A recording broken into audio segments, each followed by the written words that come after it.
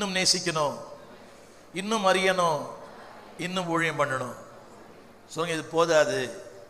சொல்லுங்கய்யா, இந்த அறிவு, இந்த ஊழியம், இந்த அனுபவங்கள் சத்தமா யூ ஹேவ் எக்ஸ்பீரியன்ஸ்.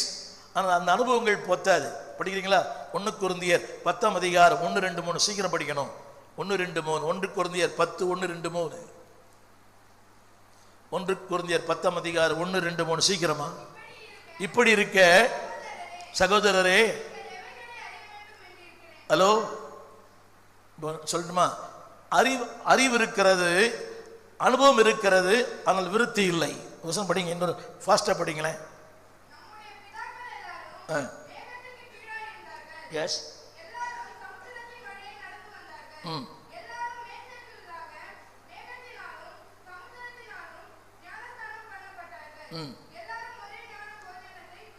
அடுத்து, ஆனாலும் தேவன் அவர்களிலே பிரியமாயில்லை. இல்லையா? தேவன் அவரிடத்திலே பிரியமாயில்லை. தேவன் அவரிடத்திலே என்ன பாருங்கம்மா ப்ளீஸ். அறிவு இருந்தது, அனுபவம் இருந்தது. என்ன அனுபவம்? ரட்சிப்பு, ஞானஸ்தான, அபிஷேகம். இந்த பிள்ளை படிச்சது கவனிங்க.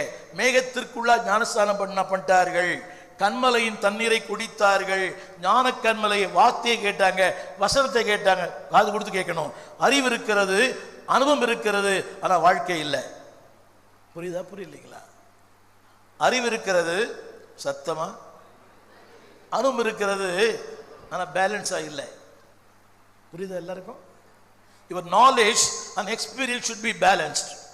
எத்தனை பேர் புரியல? எனக்கு புரியல. அறிவு இருக்கிறது. படிக்கிறீங்களா? சொல்லுங்க, எல்லாம் சொல்லுங்க, எல்லாம் சொல்லுங்க. மேகத்துக்கு எல்லாம் தமிழ்ல சொல்லுங்க சத்தமா. கீழே இருந்தேன், சமுத்திரத்தின் வழியே நடந்து வந்தேன், கண்மலையின் தண்ணீரை குடித்தேன், வானத்தின் மன்னாவில் போஷிக்கப்பட்டால. என்னது இதெல்லாம்? என்னதுங்கம்மா? அனுபவம். சொல்லுங்க சத்தமா. ஆனா அனுபவம் இருந்தது, ஆனா தேவன் பிரியமா இல்லை. ஏன் கோச்சிக்க மாட்டீங்கல்ல? நான் 40 வருஷமா வரேன், 30 வருஷமா வரேன். பாஸ்ட் சிதம்பரத்து வரத்துக்கு முன்னாடி நான் இங்க இருக்கிறேன். Good, but your experience and knowledge should be balanced. சொல்லுங்க, அறிவும் அனுபவமும். சின்ன கேள்வி, தேவன் அவரிடத்தில் என்ன இல்லை? ஏன் அறிவு இருக்குதா? அறிவு இருந்துச்சா? அறிவு இருந்துதான்னு கேட்டேன். அனுபவம் இருந்ததா? மேகத்துக்குள்ளே ஞானஸ்நானம், அக்கினிக்குள்ளே நடந்தார்கள், பகலிலே